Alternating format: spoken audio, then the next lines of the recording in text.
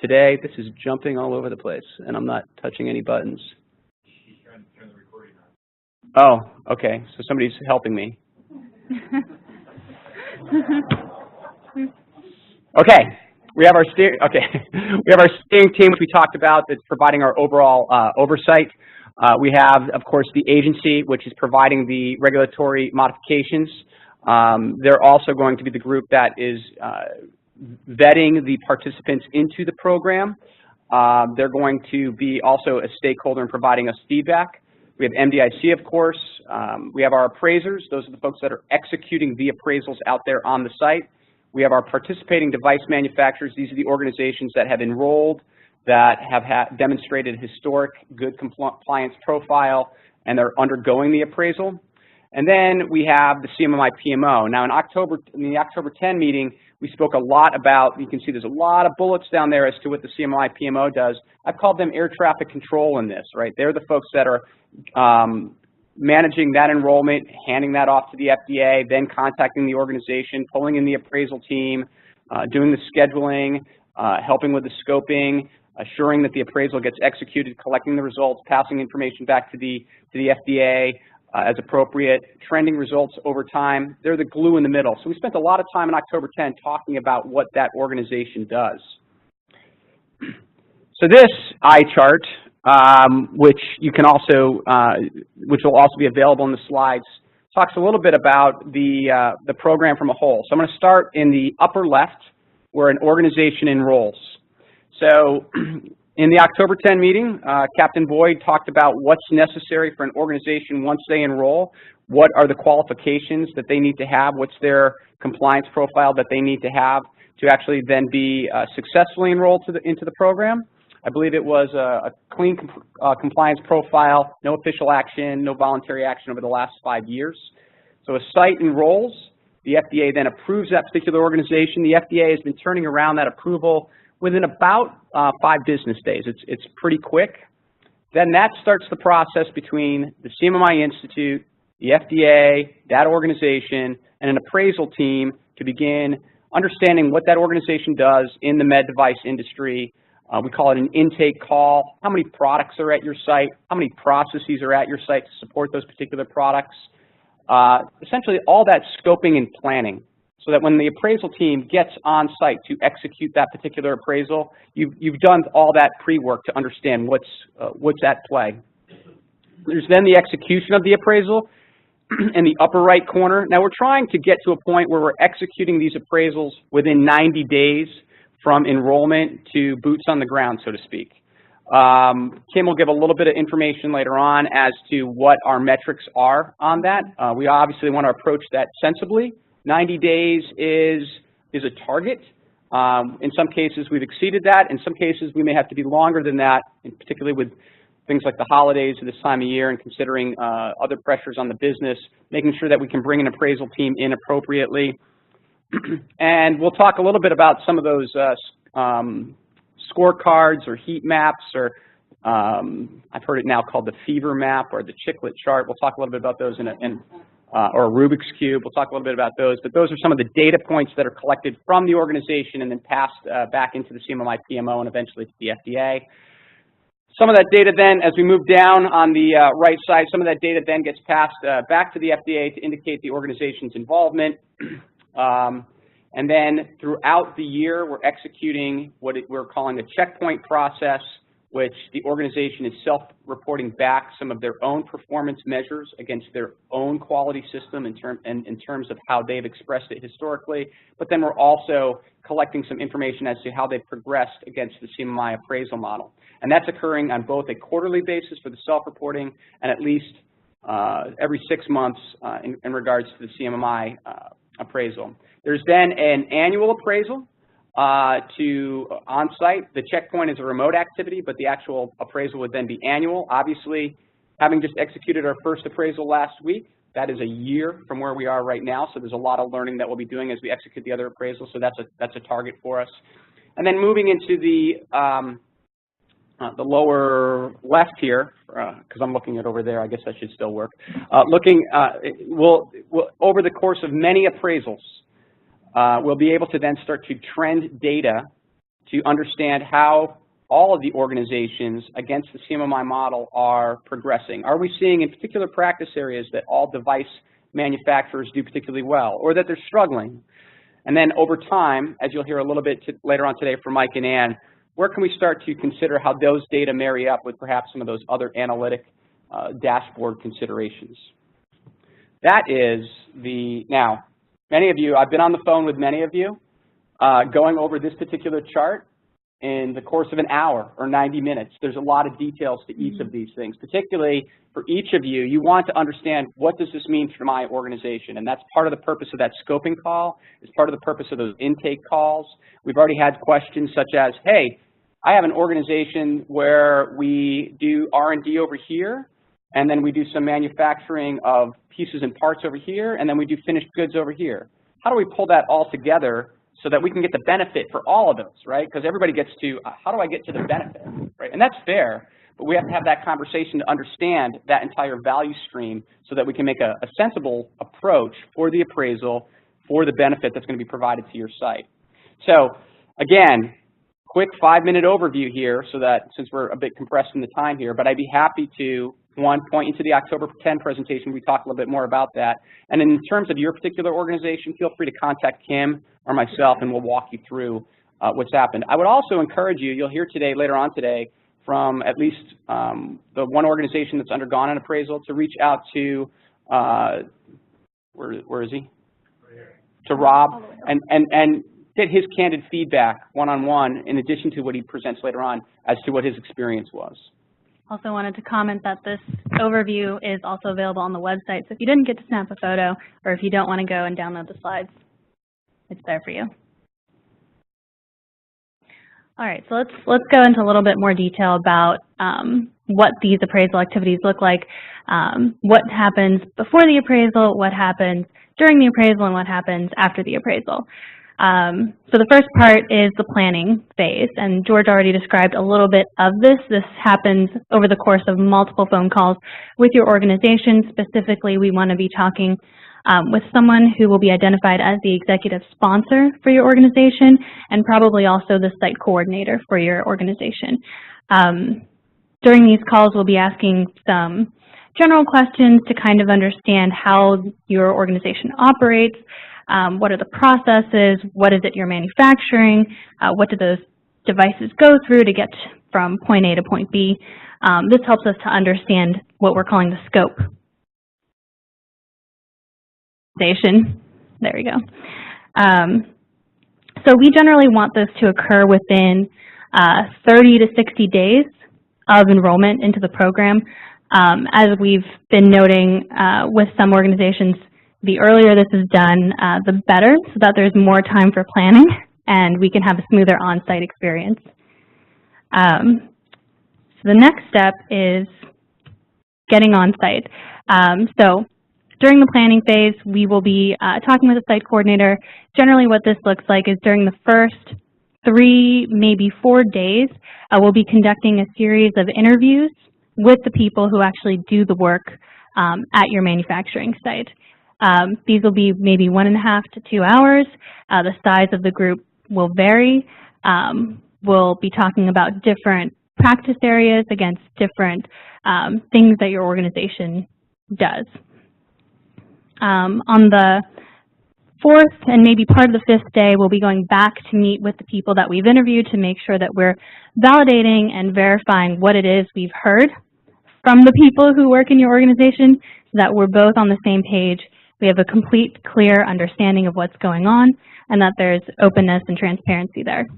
And then on the last day, we'll be presenting everything that we've heard, making sure that that makes sense to you, talking about the weaknesses, the strengths, the gaps, and then areas for improvement. And then afterwards, the lead appraiser will be pulling all of that information, removing some of the attributes like identifiable information on specific projects or specific people, and then submitting that data over to the Institute. There it will go to our quality review team. It takes about 10 to 30 days to be able to review that data and make sure that it follows the plan and that it follows all of the specifications in our method definition document that outlines everything that must occur to make sure that this appraisal is done consistently and correctly.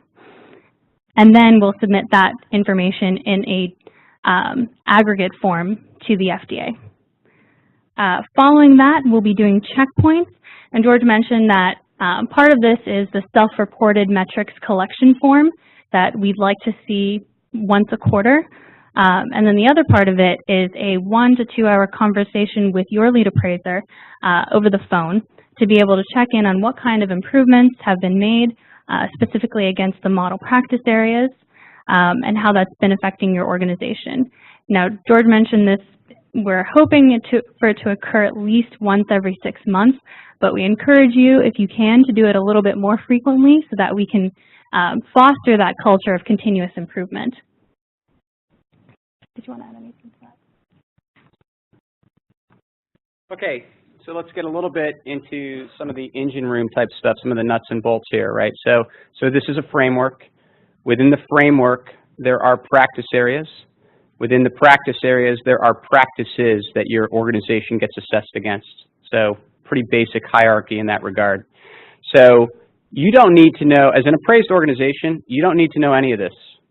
I know many of you are very interested in understanding this to a very fine level of detail, and it certainly is information that can be shared. I would discourage, however, studying for the test, so to speak, okay? Instead, this is information that the appraiser and the appraisal team, they are the experts in, so that they translate what it is that you are doing into an understanding of your capabilities against the framework and within the model.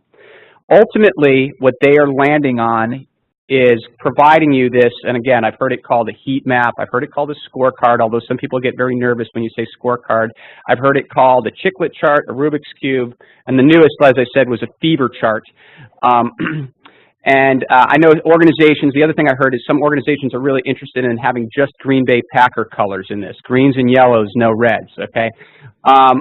So this, though, is for each of the practices within practice areas. Has your organization satisfied the intent of the model, demonstrated only partial satisfaction of that practice in the model, or are completely deficient?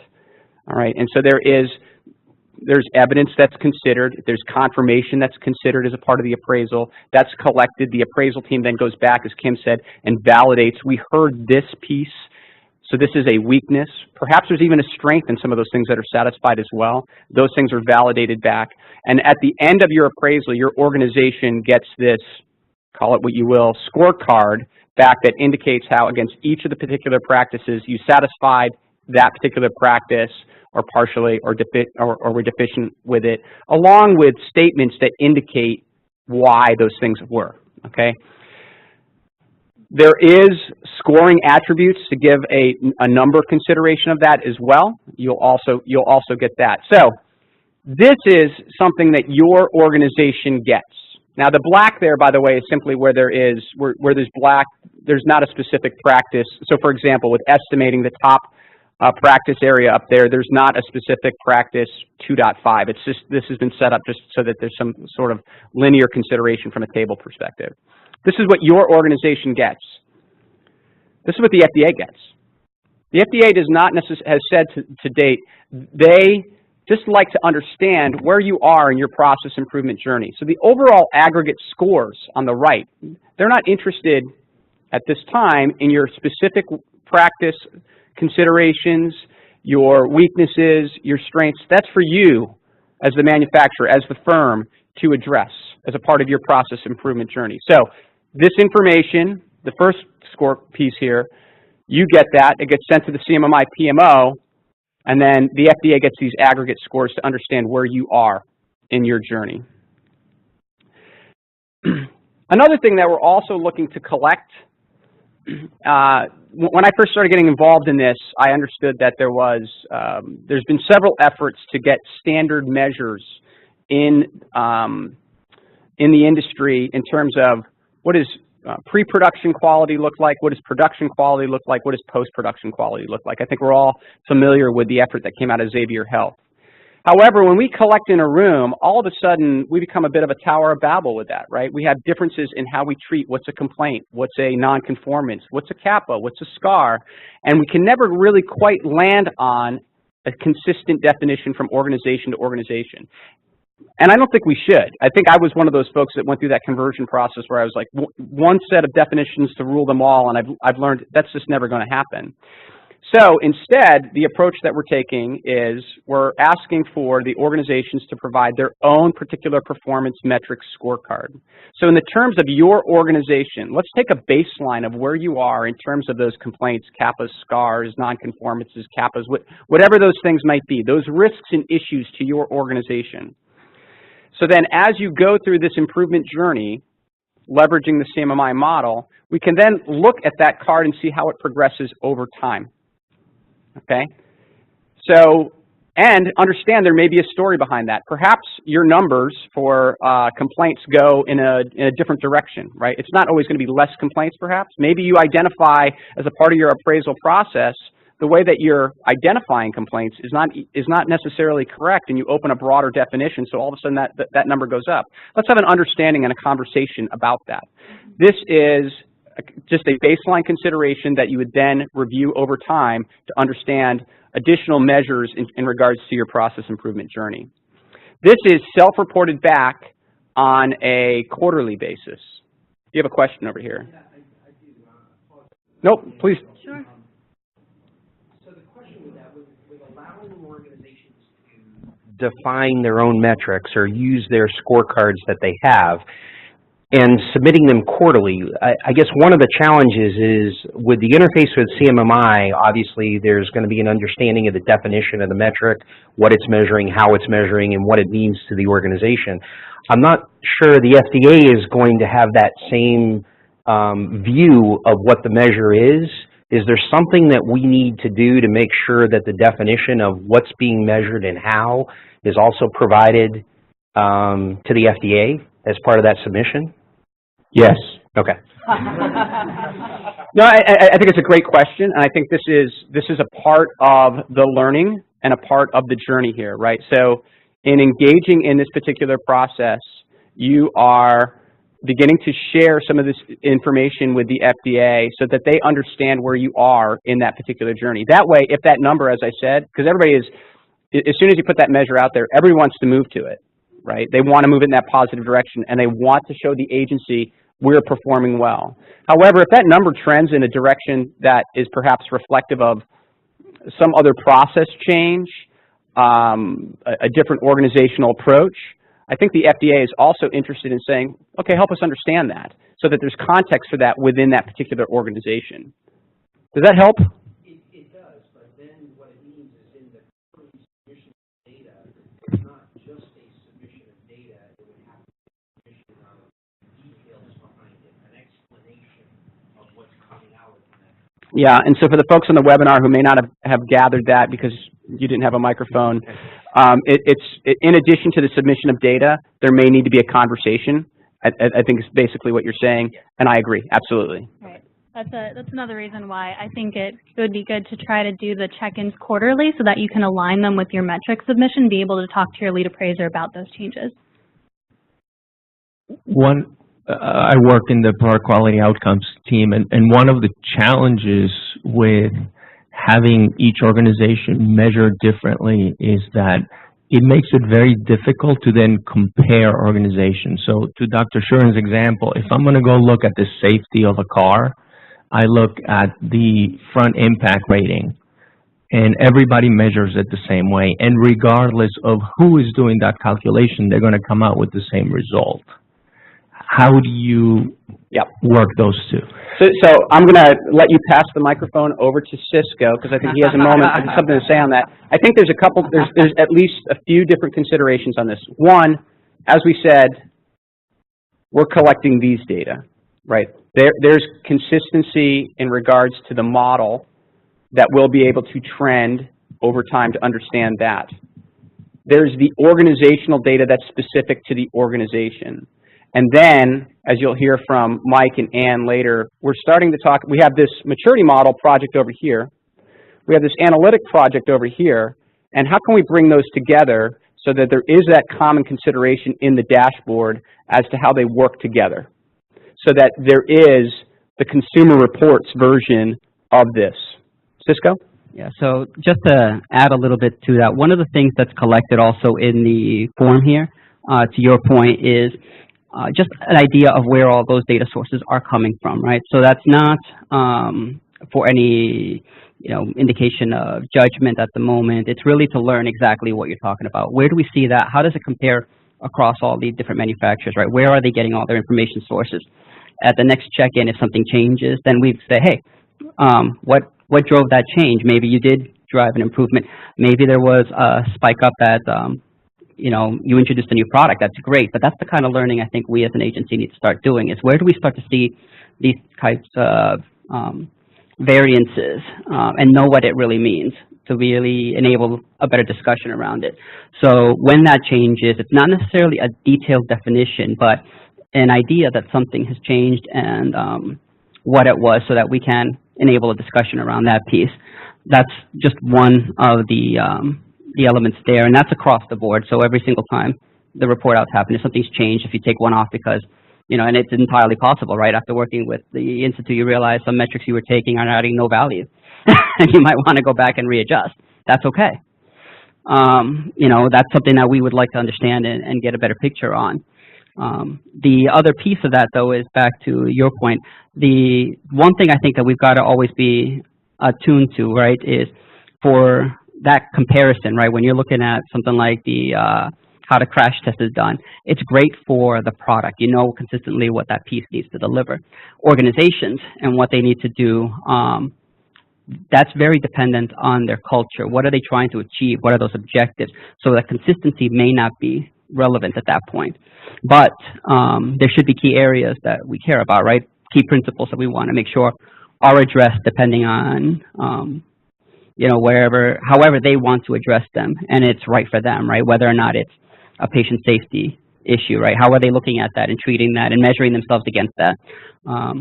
That's where I think we want to be able to start moving and aligning to, and not necessarily think about it in terms of the standardization for a final product. That's where I think we get a lot more bang for the buck with the product analytics group, and how do we start getting that and driving there. I just want to take a moment just to note something here that I recall hearing about case for quality at RAPS 5 years ago.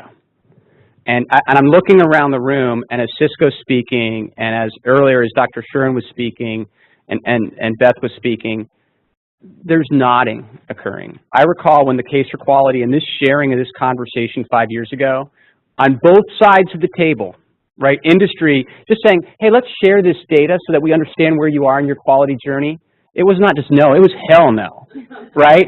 And frankly, you could look, if they were maybe a little bit more guarded, but you could see members of the agency also saying, not going to go that way, right? We're going to use that as a hammer. It's taken a long time to walk this road to get to this point where in a forum like this and the MDIC, that we can have that maturity model project aside, the analytics project aside, the conversation has moved. And it's important to note that we've come to this place where we're talking about opening this up so that we're driving the quality outcomes. It's not just about that particular one number in your scorecard, but what is that doing to impact the quality of the product that you're delivering? So I think that's, this is one of those epiphany moments. It's not an epiphany, I've seen this, but it's important to recognize where we've come over that 5 years. I just also wanted to add that part of the intent of this is that we're measuring the things that matter to your business, that are important to your business, that you care about measuring, that you care about how that impacts your business. And so one of the trends that we're hoping to see is that how organizations are doing against their past selves, right? How are they improving individually on their own journey? And maybe in the long term we can see trends where we say, okay, so most organizations when they start this journey maybe fall back a little bit and then they start to see improvement. But that'll be more of a long term, we'll see. Sure. Robbie?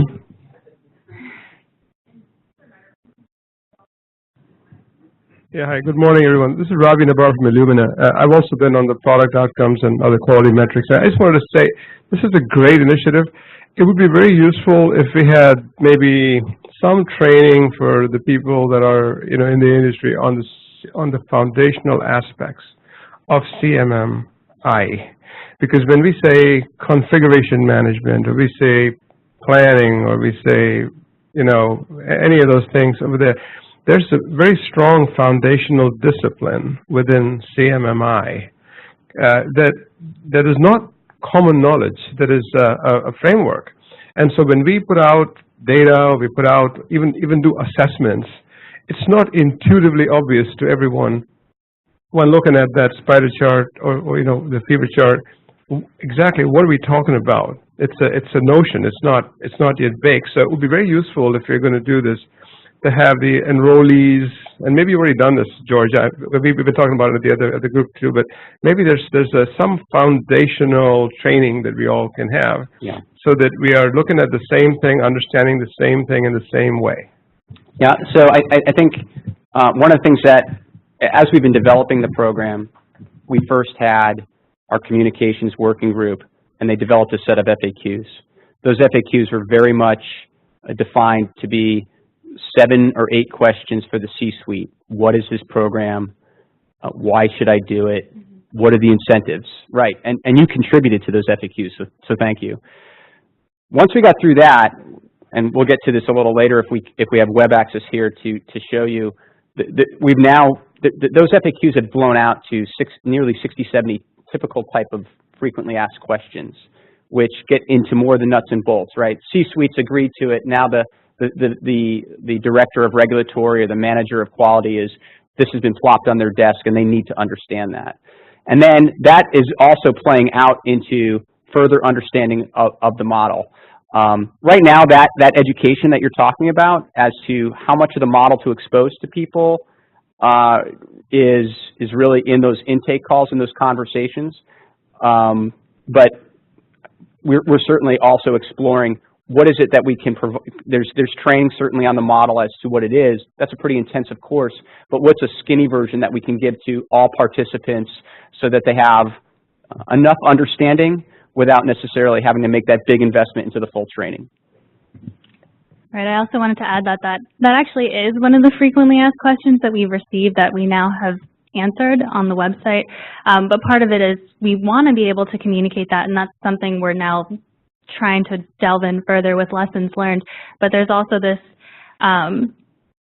even just a quick training won't necessarily bring you up to the same level as your lead appraiser. They will be the expert, they will understand it better, and that training can sometimes have the adverse effect of someone feeling overwhelmed by all of the more you know, the more you realize you don't know, or have the effect of they now think they're an expert in it and know it as well as their lead appraiser. So we definitely want to avoid that, but we do want to be able to provide as much information as possible to make it a smooth activity. So I'm going to talk a little bit about again, the checkpoint process. We've already hit on many of these. This is certainly this engagement with the organization on a regular basis is to encourage that continuous improvement and to encourage your engagement in the program, which also means collecting your feedback as to, great, you can consider the appraisal essentially as that health check. You've now heard where you're healthy and where you have some things that you need to do to improve your particular health. And as you go down that path, was that feedback valuable to you? Are there aspects of that that are driving more quality initiatives in your organization in terms of your product? So it's driving that improvement journey, but it's also helping us stay on track to assure that we're defining this program in this pilot to learn from how you're learning from it. We're also, by collecting this data regularly, we're able to trend how you're performing. Again, we're looking to do this on that 6-month basis. It can be done more frequently. It's done remotely so that there's a lower impact to the organization. And as appropriate, we'll be updating the appraisal data tool or that heat map at those particular checkpoints. We've already talked a little bit about this as well. How is this different than an inspection? And I perform both. I've performed both regulatory audits for organizations, and I perform CMMI appraisals. And the tone is significantly different, right? There is not this back room, front room, and like you have with an audit. it's an open conversation with the people that perform the work. We're not just looking for compliance against the CFR. So when somebody says, have you been trained, I know the compliance answer is yes. We're done, right? It's going to understand, for example, how has that training been of value to you? How is that supporting of the processes? How is that tied to the quality? It's an open conversation with the people. That's just one example there. The interviews are, as I said, not necessarily just with your legal team or your director of quality, but again, those people that perform the work.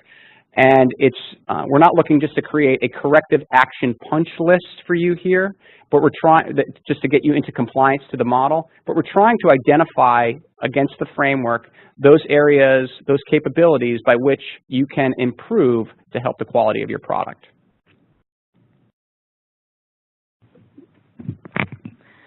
All right, so this has been a common question, and we did speak to this at the October 10th public workshop, so you can again listen to that there. I won't go into as much detail today as I did then, but just really quickly, how do we assure that the appraisals are performed consistently?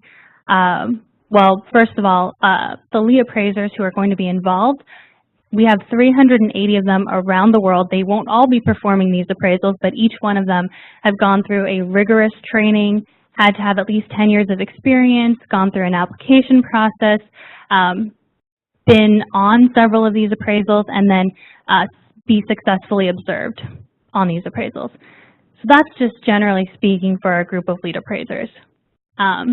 These lead appraisers also have, as I mentioned before, a method definition document. I think it's like a couple hundred pages that outlines everything that the lead appraiser must do, everything that the appraisal team members must do to make sure that these appraisals are performed with the highest quality, consistently, all of that, and just to make sure that they're done according to the way they were supposed to be done. So for this particular program, we've looked at that group of 380 lead appraisers, and we're now coming up, well, we're further defining what qualifies one of those lead appraisers to be in this pilot. Now we have some set of requirements already, but we're further expanding what those requirements are going to look like. Essentially, the basics for now are we want someone who has a solid history of quality appraisals. So we have a quality review team that verifies everyone's appraisals to make sure that they were done correctly against the method definition document and that the outcome was positive for the organization.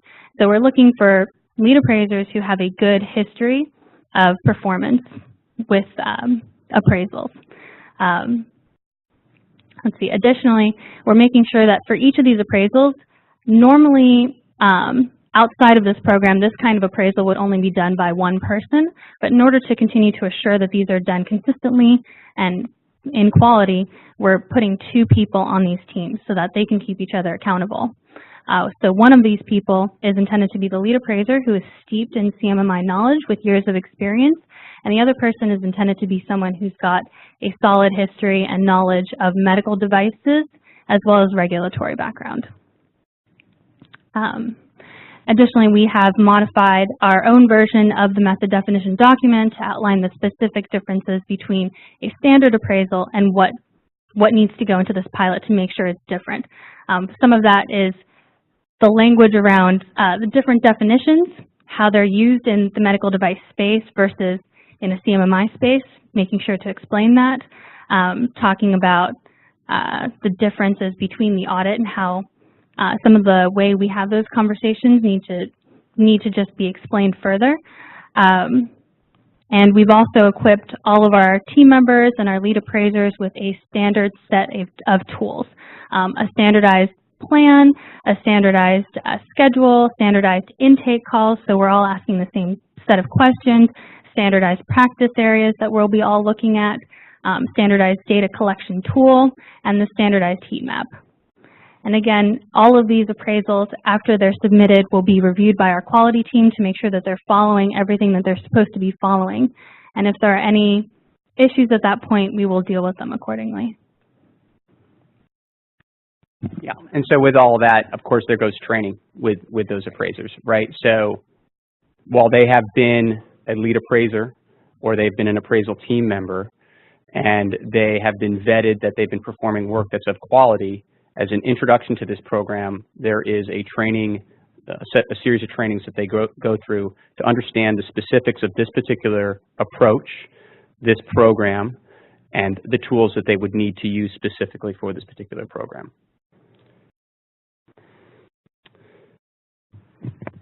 All right, so as Dr. Shuren mentioned earlier, we have 7 organizations that are currently enrolled as early adopters in this program with 9 facilities. So what that means is some of the organizations have enrolled multiple facilities, which is very exciting. We've already completed 1 appraisal, and you'll be hearing more about that later today. We're in the midst of an appraisal right now, and we have 4 more scheduled for the rest of the year. As we talked about earlier, our target time from enrollment to executing the appraisal is 90 days. What we've seen is that this tends to vary depending on the organization's needs. Some organizations want to get this done more quickly. Some have other things that are happening in their organization that push out that time frame a little bit. So what we've seen so far is that the shortest time frame is 52 days, which is almost half of the target, and then the longest one is 136 days. So the mean is 89, so we're kind of close to within target. So what we're seeing now is that maybe that 52 days might be a little bit short to try to do this. The 90 days is already a pretty quick time frame for a standard appraisal. Right, so like any metric, like the metrics that we were just talking about for your organization, this was a target, and it came about in some conversations between the Institute, the agency, and the appraisers. What's reasonable? One of the first questions we got from a party that I'll go unnamed was, what's the longest amount of time that I need to wait from enrollment to executing my appraisal? Right, like, could that be a year? The answer is no. And so we're trying to find the balancing act there, but we don't want to necessarily just be beholden to this 90-day metric. We just recently had an organization say, hey, we're interested in enrolling multiple sites, but maybe we need to hold back on that enrollment because of that particular metric. No, that's not the case. I'd rather that the organization enroll, and if it takes longer to ramp up to understand those organizations, even the ones that are your second or third site, it makes sense. So 90 is our target. It'll be something that we'll continue to report on. It's actually something that came out of the metrics team so that we can understand that mean and that range. But we may adjust, just like any other aspect of this program, based upon how the system's performing and what we've learned. Yeah, Ann? Ann Ferreter, FDA. And one of the reasons why we don't want to go a year between enrollment and the appraisal is FDA is holding off on doing an inspection. And we don't want someone to enroll and then never have an appraisal. Yeah, right. Just wanted to make that clear. I should have been a little bit more explicit in that. Right. Actually, so it's listed back on the earlier slide in regards to when the modifications are being provided. Once your enrollment is cleared by the FDA, because you have been in compliance and have enrolled in the program, you are removed from the work plan for routine inspections for that facility. Not the entirety of the organization, but for that facility. And I'd also like to be clear that that is for CDRH only. Okay, so we've had this question already about combination products, and I'll let maybe the agency speak a bit more to that. This is specifically within CDRH. So yes, obviously, if you're getting that benefit within 5 days from the FDA, holding off on an appraisal for a year is not really participating in the program or engaging in the program. So we're trying to find that balancing act to keep organizations engaged, at the same time having that conversation with the agency to say, hey, you know what, we couldn't do this one for 120 days, but here's the good reasons, and the agency will, again, we're opening up here to have that open conversation as to what's appropriate for the program to drive the quality and to move the organization along. Okay, so we are, as I mentioned, we'll also talk a little bit about how we are collecting feedback into this program so that, since this is a pilot, we can learn the lessons from these particular appraisals and engagement in this particular market space, as well as with the agency. One of the things that we're doing almost immediately after the appraisal ends is a post-appraisal survey is sent to the participants to collect a variety of data points via questions as to what they believe the effectiveness of the appraisal was. Some of you that have been around this program may be familiar with some of those questions when this was executed as a pilot in 2015 by Becky Fitzgerald and Bisma Carver. There were questions to that end, such as, was there any area that conflicted, from your perspective, with FDA regulations? Were the findings that came out of this helpful to your organization? So it's collecting that sort of survey data, as well as an open-ended question. What went well? What didn't go well? What suggestions do you have? There's lessons learned, so that's collecting it from the appraised organization. Obviously, we're also interested in hearing from the appraisers, what worked well. This program, engaging with a regulatory agency like this, is a bit different for them as well. What worked well? What additional information do you need to support you as an appraiser to assure the effectiveness of the appraisal? Is there additional information that you need in training in regards to a particular niche of medical devices? We're also there is a core working group that meets every 2 weeks. We're having open feedback sessions with those members of that group. Kim facilitates that particular meeting. If you're interested in participating in that, please see Kim on one of the breaks so that we can get you involved in that. And then there is forums such as this, open feedback channels where we're hearing from you. What we need to support this particular program is this. So feedback's collected in a variety of ways. It's then processed by those surveys, and those lessons learned data sets are managed by our CMMI PMO. They're brought back to that core working group to consider how to approach those. That working group may spin off into mini teams to address particular issues, to make or approve changes to the program, to measurements that we're collecting, to go back to the agency and say, we need better understanding of this particular benefit or how it's provided, or this particular form needs to be changed, or we need to make a shift to the appraisal process. So we have a way to collect the data, we have a way to process the data through the working group, and then we have the organization to make those particular changes. Ultimately, that'll make changes to our artifacts, our playbooks, our processes, our trainings, our FAQs, our communication materials. We'll make modifications to those through that medium as necessary. I'm often asked, and Kim's often asked, what does success for this particular program look like? And I've given this a lot of thought, and I think for me, it comes down to 3 layers of success. And the first is, with this pilot, we have to demonstrate that the program will work just from an execution perspective. Can we perform these appraisals within that 90 days? Can we assemble these appraisers and get them trained and brought up to speed and execute these appraisals in a way that is sustainable, that is scalable, that the organizations are gaining value out of it, and that the appraisers are also happy with it? That's everything from the business operations piece to it, to the execution of it on the ground, working in this fashion. Again, we've performed appraisals tens of thousands of times, but this one's a little bit different. Is Cisco and the FDA, as the agency, getting the information that they need? We have to demonstrate that all the cogs in this wheel are indeed working. So for me, the first piece of success is demonstrating that all of those pieces and parts work throughout the remainder of this year and through the pilot activity in 2018.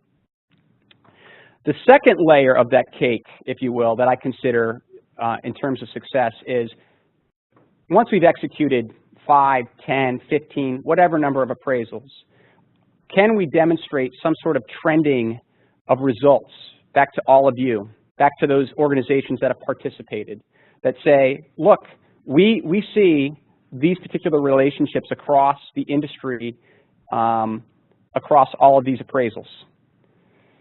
We have demonstrated that we've learned from this program, and maybe we can even take this program into other regulated areas. Maybe we could take it into pharma.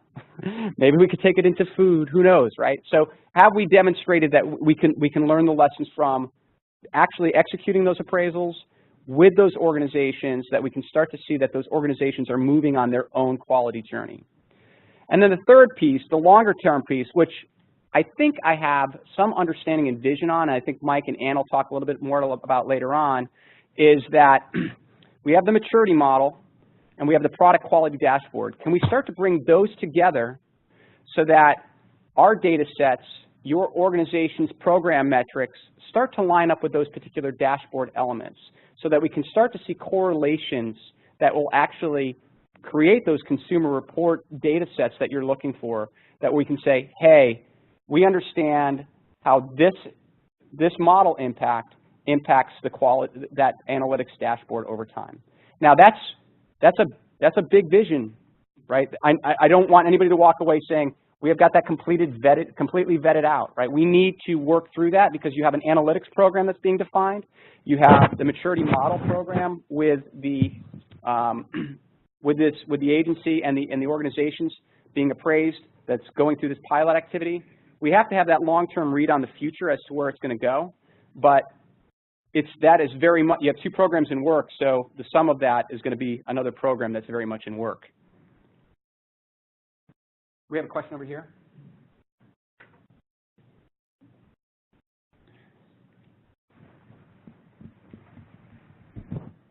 Dan Matlis with Excendia. Just actually more of a comment than a question. To build on what Cisco said, in a way, the assessment are those internal processes and metrics, and each company may have different ones, to your point. So the way J&J innovates may be different than the way Medtronic innovates. It may be different than so on and so forth. Each company may have their own approach. But the metrics, these 7 dimensions of quality that we've defined thus far, those are the external metrics that everybody gets measured against equally, if you will, or compared to equally. So the internal process, how innovation happens, what tools each company uses to focus on quality may be different, but the external metrics are all consistent and the same. Does that make sense? Yes, better said than I said it, very well.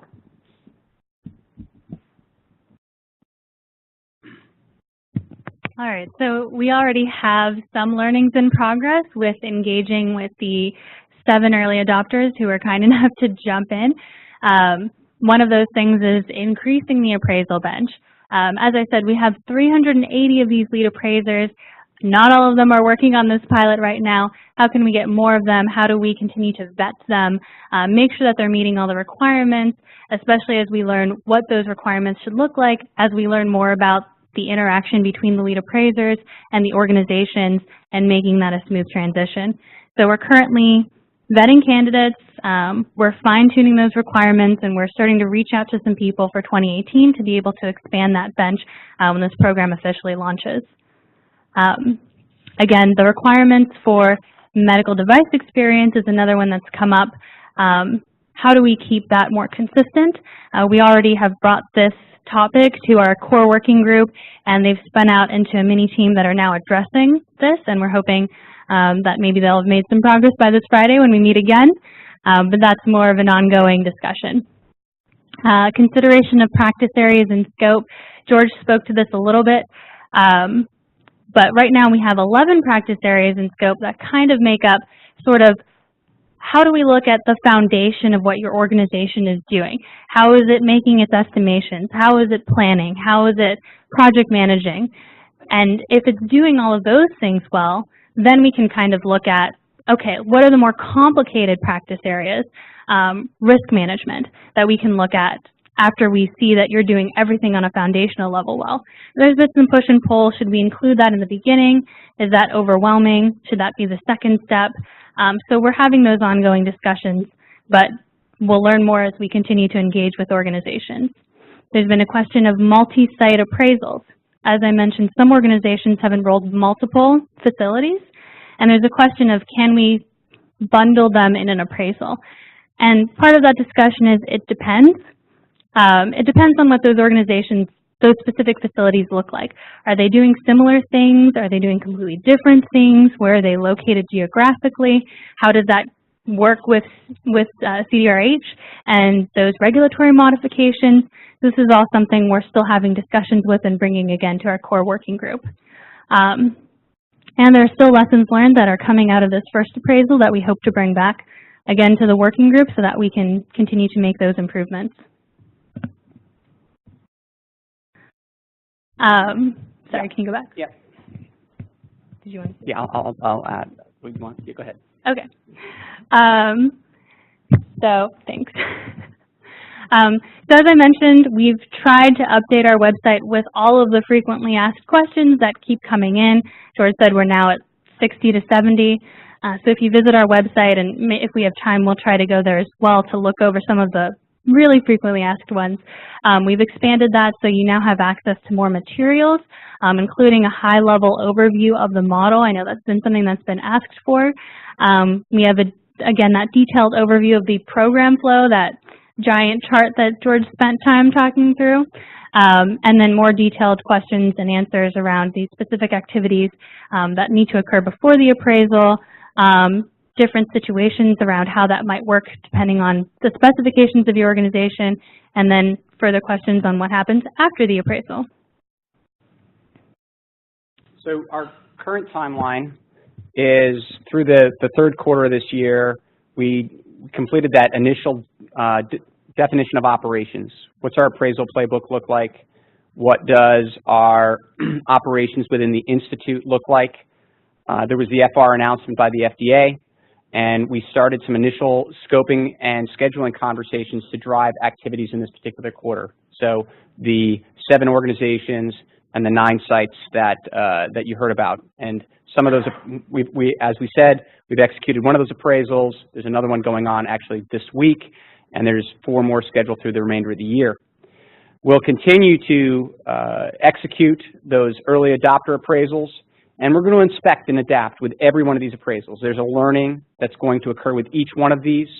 The working group is where we're going to be sharing that particular information as to how we're modifying the program. Well, certainly enrollment is open.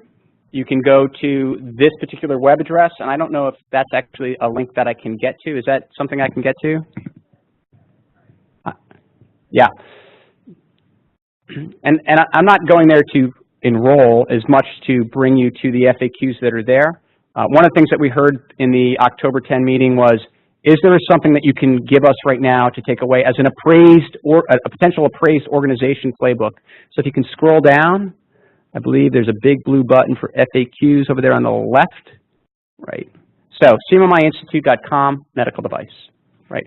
And you can get to all of the individual FAQs and read through these at your leisure. One of the things I've learned is frequently asked questions.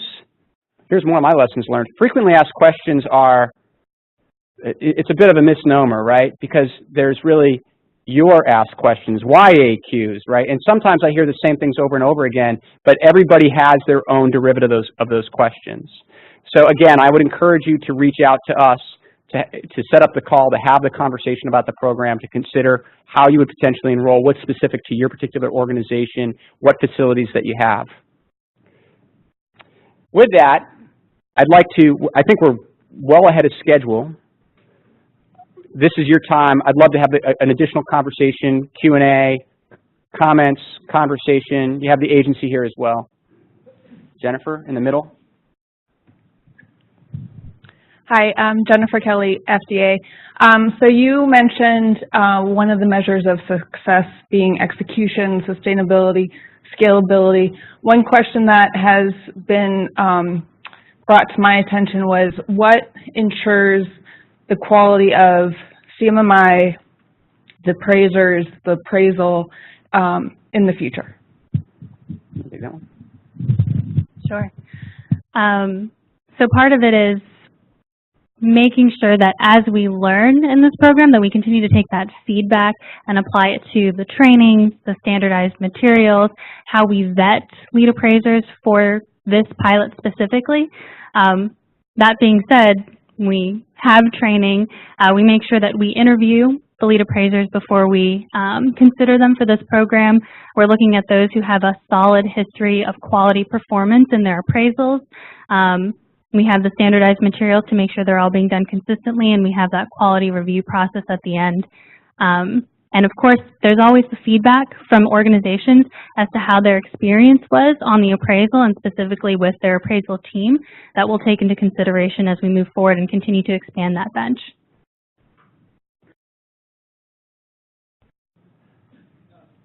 Opinion with BD. Is this on? Yeah. Okay. Sorry. A bit of a follow-on question. When you mentioned the training for the appraisers, how much, if any, of that is done in conjunction with FDA? Is that a CMMI only activity based on, you know, appraisals prior medical device and CMMI experience? Good question, Steve. Thanks. So I'm going to go a little bit around the block as to how someone becomes a CMMI lead appraiser or an appraisal team member. The first step to become a CMMI lead appraiser or an appraisal team member is the Intro to CMMI course. There's then an advanced course after that, and then there's a lead appraiser course after that, which again, there's steps with that, which includes application, review of resume, experience. Then there's the observation, and then you have to be an appraiser of good standing to even be involved in this program. That usually, at minimum, is a 2-year process for somebody to become a lead appraiser. Now, once you're a lead appraiser, since this is applicable not just within medical devices, but in various niches in industry, automotive, aerospace, you name it, and you've seen that we've had slides up here in the past indicating the different organizations that have leveraged the model. There's typically not a specific requirement in those industries to say, for you to appraise in the aerospace world, you have to have 5 years of aerospace experience. What we've heard with this program is that the appraisal from industry and from the agency, just to assure the fidelity of the appraisal, and just because there's a lot of nomenclature, DHF, DMR, UDI, we have all our sets of acronyms. We also want to assure that there's a strong set of medical device experience on these teams. So that appraisal team member is usually going to be the person with that medical device experience. Okay, so there's all that. There's that from the appraisal team perspective. There's the training that then occurs with this particular program. Now, we have shared all these materials with the agency. We're consistently communicating with Cisco in that regard, but we're not specifically training the agency at this point on what does it take to be a lead appraiser. I think that you've had people go through the intro course just so that you have greater familiarity with it, but the training material specifically that we're providing the tools to lead appraisers, so they're like, this is the kickoff deck that you use. This is how the heat map works, the chiclet chart, and this is how the macros within that work. That's not something that right now that we're specifically sharing with the agencies. Does that answer your question, Steve? Well, it's a lot of good information about the process. I appreciate that. I was more concerned or interested in the transfer of information from FDA to you, because, you know, I understand, to the extent I understand the, voluntary quality program, it strikes me as ultimately it's essentially a proxy for FDA for much of this. And on that basis, I'd be more interested, frankly, in knowing that the CMMI appraisers are, adequately grounded in the concerns, skills, et cetera, that are relevant to FDA assessments. So that was really the basis for the question.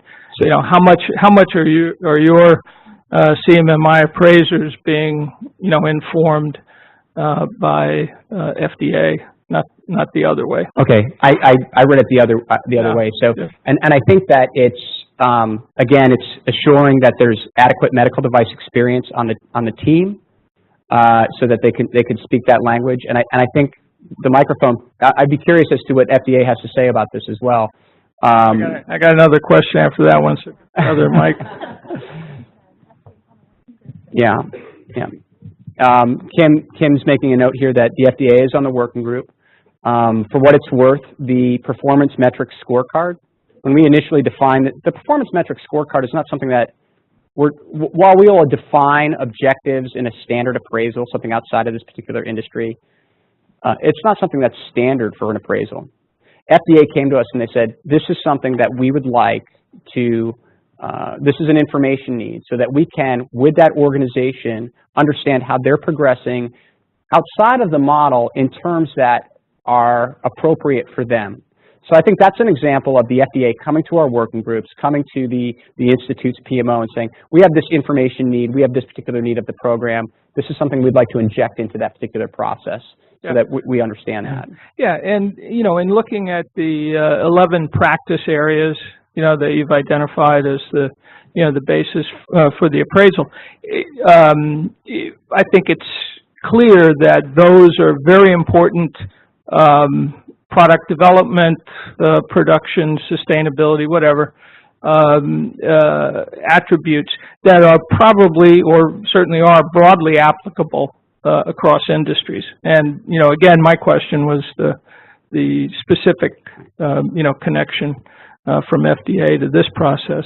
So I think a couple of just things to put that in some perspective, at least from what I understood.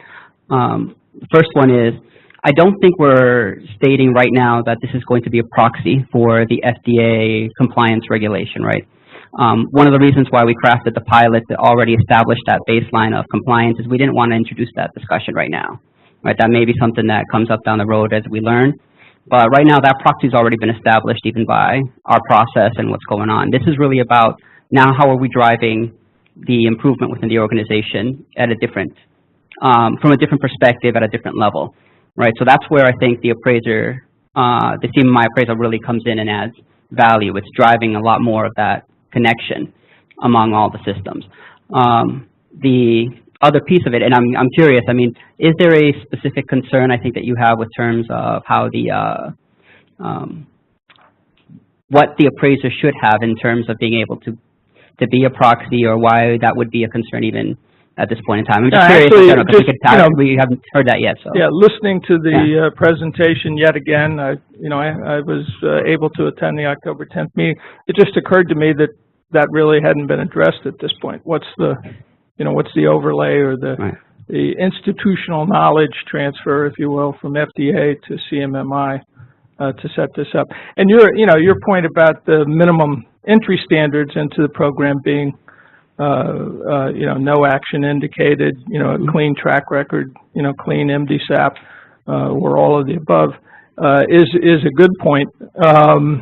But I think even, building on that, you're still going through the, once you're allowed to get into the program, as you continue, it is, in essence, a bit of a proxy to move the firm out of the, QSIT inspection. I think on the goal, it would be something that would demonstrate that there is a different way of getting to that assurance point, and maybe in that sense, that's where I think we'd say, or we'd discuss, this becomes a proxy, or it becomes a way for us to drive change, and there's another mechanism for us to get that that level of assurance or that demonstration of what's going on. So to that end, I'm not 100% sure we're ready to say it's a proxy, right? That's not where we are at the moment in time. We've got some work to do. There's a lot of learning that needs to happen, and then a decision as to whether or not this is the right or best mechanism for fulfilling that role, I guess, from a compliance standpoint, or is there another way to do that? And this becomes, which I think is something we'd like to see the driver for moving levers in that direction. But that's, again, down the road. So it's a good thing to keep in perspective. Right now, the knowledge transfer is really based on our interaction. Here's what our expectations are around this, and then making sure that people involved, at the very least right now, have enough experience with the language between the two different models to be able to bridge the gap. Yeah, sure. I would see that as sort of the minimum kickoff requirement, so to speak. Thanks. Thanks, Steve. Hi, it's Gary Workman from Illumina. One thing that I'm missing about the assessment of appraisers and their ability to be able to provide a consistent assessment across different companies and be able to link those results to product quality ultimately.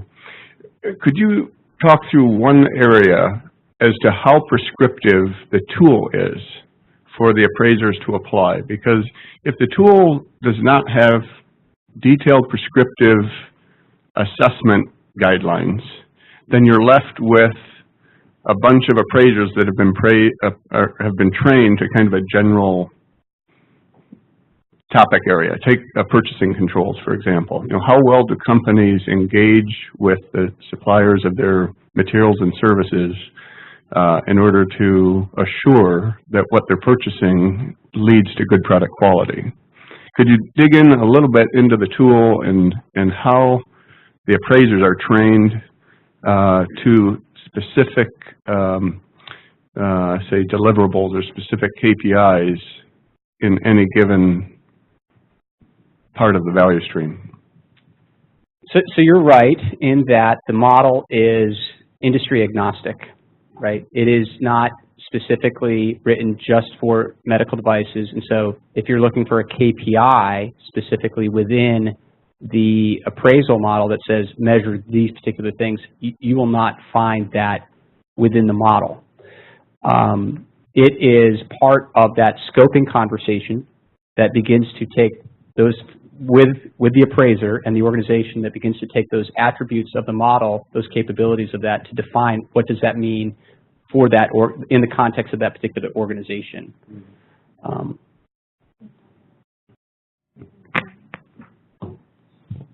Okay. This might be a little bit too in the weeds, but I'm just thinking of one practice area that's planning, which is a pretty general one that applies to every industry. But I think, and correct me if I'm wrong, I think for this model that we're looking at specifically for this pilot, I think the first step is something like create a list of the activities you need to do. And then underneath that, there's like verify that all the stakeholders are part of making the decision of what should be on that list. Validate that these are the right things that you want to have on that list. And it goes on and on and on. So that's not specific to an industry, but you can kind of get an idea that having those kind of guidelines would help you to get that information from an organization to better understand how it is that they operate, and making sure that they're doing everything that they should be doing alongside best practices to be as effective and as quality as they can be. Does that answer your question? Yeah, partly. I think, you know, the more prescriptive that we can get, right, in describing what good looks like, that's, I think, the ultimate deliverable that will give us the ability to connect a heat map result to product quality. And I think that's part of the conversation for today and this afternoon, is taking the model attributes, which the model is demonstrated to help organizations in these capabilities historically, and then so leveraging that so that organizations can demonstrate improvement in some of the in the analytics scorecard as we're talking about. That's part of that translation layer that I think that we're discussing between the two working groups, and is the next step. Yeah, great. I think it's a good one.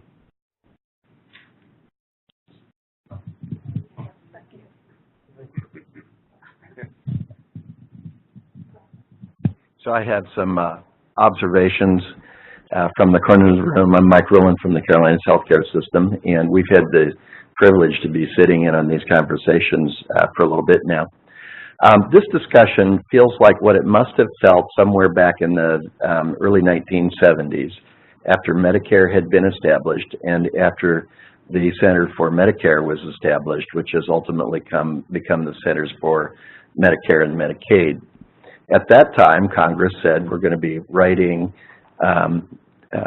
checks that will go to hospitals in return for services provided to Medicare patients, and so they established what are known as the standards for participation. As a hospital, if you wanted to get paid, you had to meet the standards for participation. Those standards really haven't been upgraded to any great extent since they were first established, but they form a governmental ability for the federal government to come in and essentially stop sending payments to any given hospital. There is another organization that we've probably heard about just as much, and that's the Joint Commission. And I find the thought about the FDA and its relationship to MDIC and this process to start sounding kind of similar to what has happened with the Centers for Medicare and Medicaid, and the deemed authority that they give to the Joint Commission in its accreditation process. So when the Joint Commission goes out and offers accreditation to a healthcare facility, the Center for Medicare and Medicaid deems that organization to have met the criteria that it is interested in following. The Joint Commission has pursued quite a number of other innovative changes in its accreditation process that go far above and beyond what CMS has designated as the conditions for participation, and that is actually what's driving performance improvement in the provider realm of the healthcare industry, the accreditation process itself. Hospitals voluntarily engage in the accreditation process with the Joint Commission because actually nobody wants to interact with CMS. Those audits, when they happen, feel a lot more onerous, and people just aren't as nice in that realm. Number one, I really applaud the FDA and the MDIC for engaging in this effort. We've been experiencing some similar things for quite a period of time on the provider side. One observation is that ultimately the accreditation process has led healthcare executives to focus on the summative evaluation. You know, you're accredited, you're not, you're accredited with commendation. And presidents of hospitals, presidents of healthcare systems really drive for that ultimate result, and they don't necessarily look toward the elements of performance that all of the accreditation process drives. So ultimately, you may end up finding that industry executives really do focus on the summative evaluation, and I just wonder if you're giving thought to what eventually may transpire as this moves forward. Yeah, that's a great great history there and comparison. Early on, so there's within the framework, there's an approach, and many of you probably have heard of maturity levels. You've heard of organizations achieving maturity level 2, 3, 4, and 5, which is a representation of the model where there are specific practices that are outlined for each maturity level and an expectation of how you're performing within those from a capability perspective. That's a great great view of the model, a great framework for many organizations. But specifically, we chose in the definition of this program, understanding that there's already a mindset of compliance. If I can clear that bar and I'm compliant, I'm good enough. That we wanted instead to focus on the continuous improvement. So we took the maturity level out of the conversation. It still comes up. People talk about that. They're saying, if I get to maturity level 5, do I get these certain benefits from the agency? It's not even in the conversation at this point, because we want to avoid that compliance mindset of just get the punch list, get it done, get your maturity level, and you get your benefit. Instead, it's a continuous journey. We specifically chose the practices across different maturity levels, actually, to create this a view specific for this particular program, and are also driving back with that checkpoint process to the organizations, hey, how are you improving against each of these particular practices? So the goal here is, at least in where we're defining the program to start, is to avoid just that accredited with commendation, instead to really drive the organizations to improve against the model with the specific practices, against their own particular performance metrics, and then eventually into the analytics dashboard. I'm Robin Blankenbaker with W.L. Gore Medical. So I'm curious, like looking inside, the information that would be provided after the appraisal, is it actionable, directional information? So you go through the CMMI appraisal, you have your heat map, that's not actionable. What information is provided to the company? Yeah, so the heat map is just really, you're right, it's a construct, it's a visual representation against those particular specific practices. Behind that, there is a findings report, a presentation of PPT that's indicating the strengths, the weaknesses, those gaps that ought to be actionable for the organization. Now, how the organization acts on that is dependent upon the organization. Some organizations that I've worked with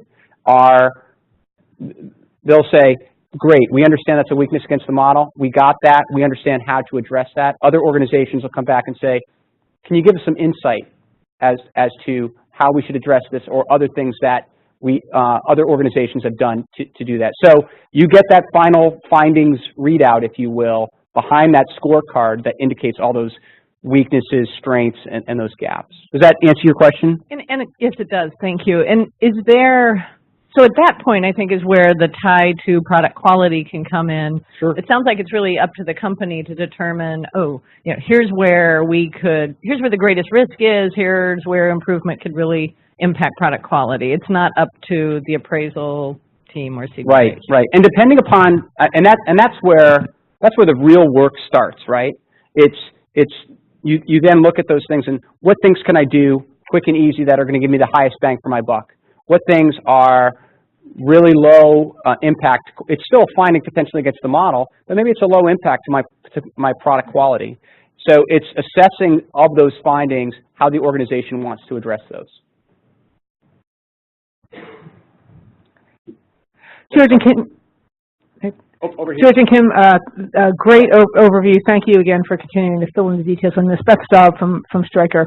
A follow-up on Steve Binyon's question about this idea of how the FDA uses the data, proxy, if we use that term.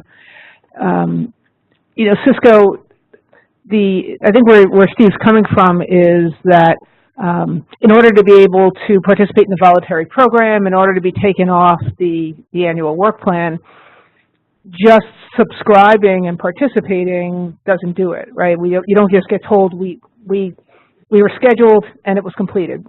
It is, in fact, you receive a copy, an annotated copy or truncated copy of the score sheet. So I think the question about are the people who are preparing those assessments knowledgeable enough about the particulars, not just of the model, but perhaps with an eye to how that data, practically speaking, will be used by the agency to both, at some point, say we are eligible not just participating in the program, but getting the benefits of the voluntary program. I think in theory there could be an outcome that at some point would drive concern enough that you might choose to take some action. So I think that's the nuance of the translation, because it isn't just for continuous improvement. In practice, this data will be used in a way, and I think that's where that idea of more than just knowledge in the model, but really understanding how not just CMMI intends for the company to use it, but how the agency practically is going to use it is the part that we're curious about. Well, I'll let the agency answer, but I think I want to, something that's worth noting is the working group that we currently have is not just the Institute and a bunch of appraisers. It's industry and it's the agency as well that's involved in that, and MDIC as well. Additionally, as we are making modifications to the program, and some of these are action items that are coming from the agency themselves, right? So understanding how we're going to manage the 30-day change notice, I have to go to Cisco to understand how the agency is going to modify that. So we're getting that particular input through the working group. We're also giving them feedback in terms of what we're hearing from the appraisals. Is that meeting the agency's needs? Our scoping conversations thus far, we have organizations that come to us and they say, hey, we have three sites that we want to have to be a part of this particular appraisal. We're pulling the agency into that conversation and say, okay, look, we think we can do an appraisal with this organization this way.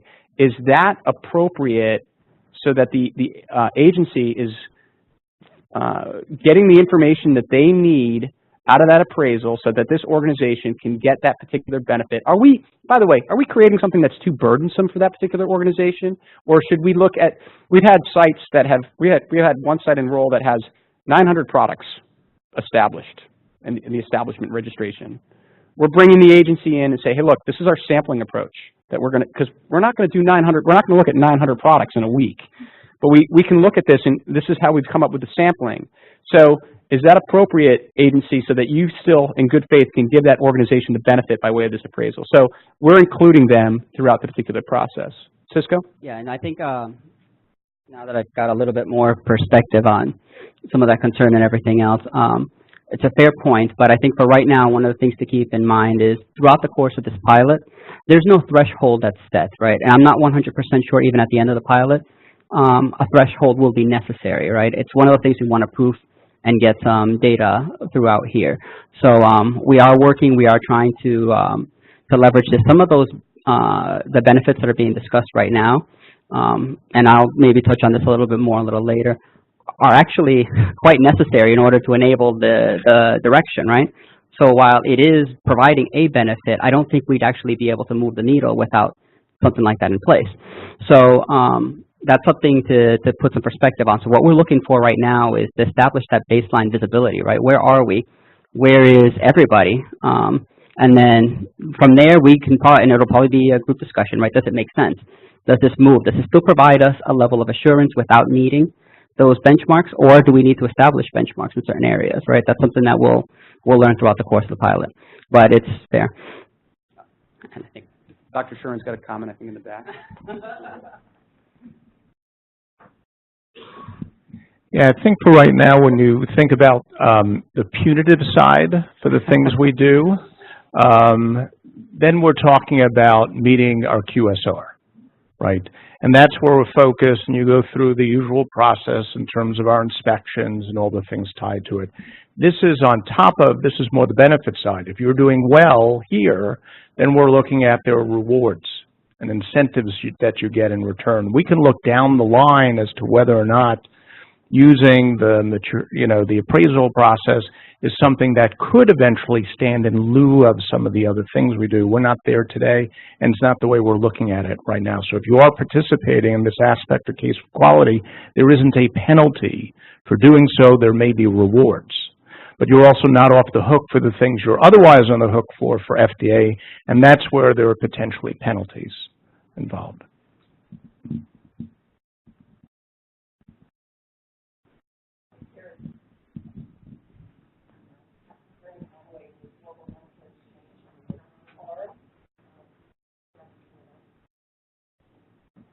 We're a technology company. I don't know how to do technology.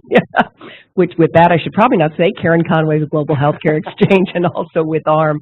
I'd like to build on some of the comments from Dr. Rulin and also from Dan earlier, and then this discussion. And these will be more, perhaps, questions that will be informed more by the presentation, perhaps, that Mike and Ann are going to be doing on the other side of the case for quality and the product outcomes analysis. I'm very excited about the opportunities to create the links. I think to Dr. Rulin's point, as a friend of mine, Vance Moore, who sits on the NEST coordinating committee and works at Mercy in St. Louis, always says is all change intersects the wallet. So we no matter who it is or what industry it is. And I think Dan's point about kind of creating links, because the one thing we have in healthcare is variation. Everybody does something a little bit different, even if it's just measuring the same process, even if that were the same. And on the last product outcomes analysis meeting that we had a very interesting presentation from Dell EMC that was talking about how, if you try to get everybody to do everything the same way, we will never get there. So, for example, how can we use technology to get to the same consistent results, even if people are measuring things slightly different? So how can we explore that kind of thing? I think the key is what are we trying to accomplish here, which is looking at what's being done, in this case in the manufacturing and R&D environment, and how does that link to those 7 domains of medical device quality?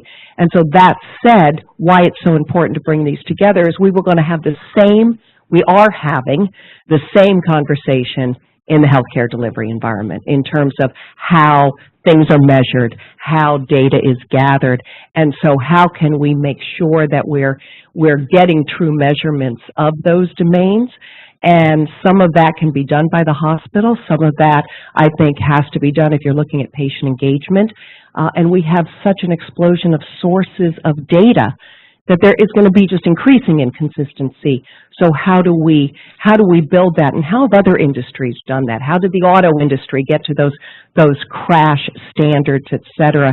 How much is driven by the FDA, by other agencies within government, by standards bodies, by the industry at large?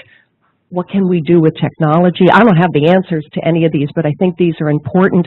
And I wonder, you know, if this process, this model that we're looking at on the manufacturing side, should we also be looking at something similar in terms of kind of where that data is being processes on the hospital side? So not really questions that I expect you to answer right now, but maybe that we can be exploring later today or as we're going forward. I think we have time for one last question, and then we'll have multiple opportunities to continue the conversation this afternoon. One other place that George, you and I have talked quite a bit about, representing the small, medium-sized companies and trying to bring that voice in here too. And, one of my concerns, and there's this competition, I don't know if I want to call it a competition, but that MedSAP models out there, from a regulatory standpoint, required January 1 in Canada to replace their CAM-to-CAS. And I'm wondering, how do we get more involvement or understand, what's the benefits for these small, medium-sized companies to come into this program? Because, they look much more at the regulatory burden in those pieces for those small companies and to get benefits and to participate, because we need those voices in this model as well. And so I'd like to hear if you have some thoughts about, involving some more of those and, intentionally reaching out to those pieces. And again, from a consulting standpoint, that's kind of where we operate to connect all of these things. And what are your thoughts on that? So I'll make a couple comments, and then if you want to weigh in as well. So 2 of our 7 organizations would be considered small at this point. So I think we have, at least initially, a representative sample. We are actively looking to, interestingly, the small organizations jumped in first. We are looking to get a representative sample across. We outlined that we'd like to do 30 in 2018.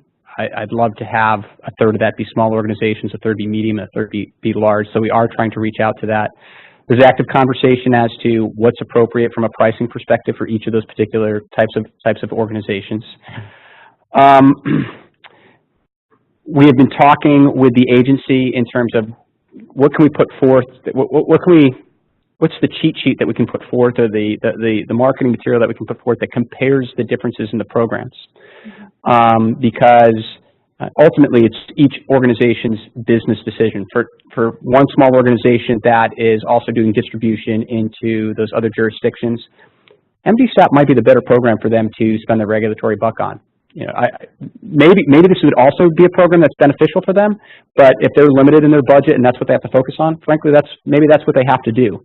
Another small organization that's only doing distribution into the U.S., this may be the right program for them. But there's really a buffet of offerings that the agency is putting out there at this point that need to be considered.